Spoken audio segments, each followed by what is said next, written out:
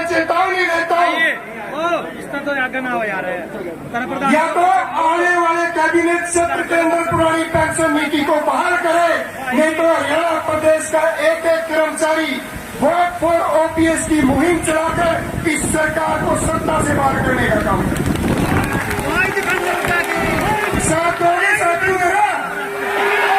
कितने साथी हमारे साथ देंगे? तो नारा लगाइए, vote for OPS, vote for OPS, vote for OPS. साथियों, आपने दूसरी बार शपथ ली है।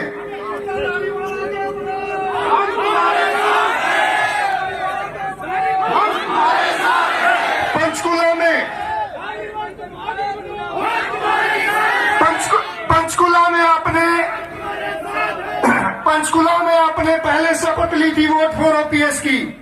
आज अपने परिवार को, आज भगवान श्री राम को दोबारा साक्षी मानकर आपने शपथ ली है, तो उस शपथ के ऊपर कायम आप साथियों को रहना है। साथियों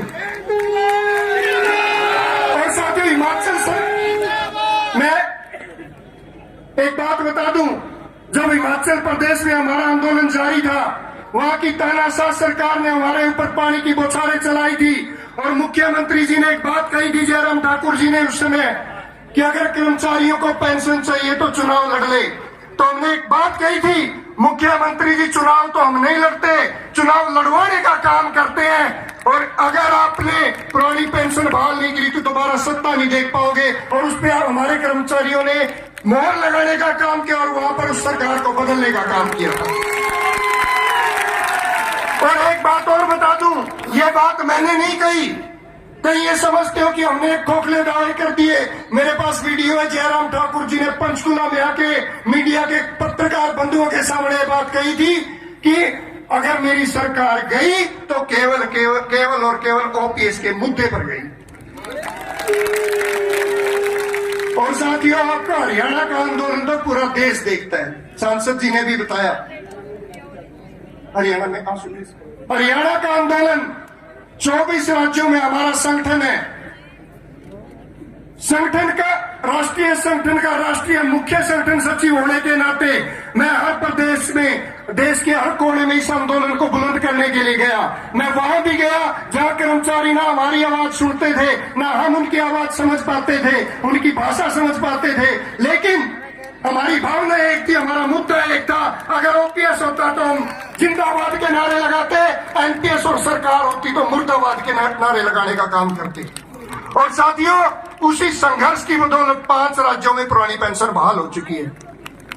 और आज इस मंच से मैंने पहले भी आपका साथ मांगा, फिर मांग रहा हूं साथियों, अगले 6 महीने साथ दे देना। अगले 6 महीने के बाद हरियाणा प्रदेश 6ठा राज्य होगा जहां पुरानी पेंशन बहाल होगी।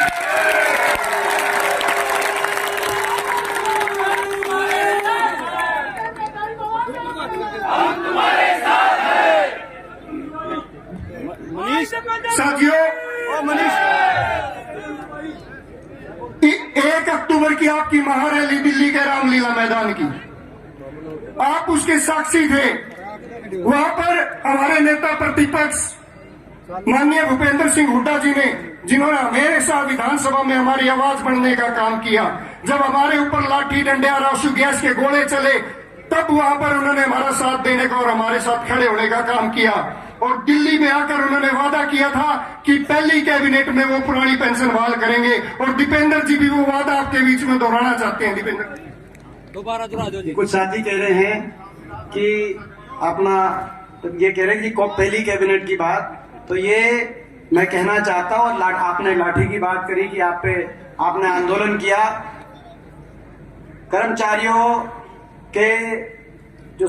कर्मचारियों को लाठियां इस सरकार की झेलनी पड़ी। सरकार कांग्रेस पार्टी की आपके आशीर्वाद से बनेगी तो लाठियां नहीं, आपके हाथों में कलम की ताकत। और पहली कैबिनेट का पहला फैसला ओल्ड पेंशन स्कीम का हरियाणा में कांग्रेस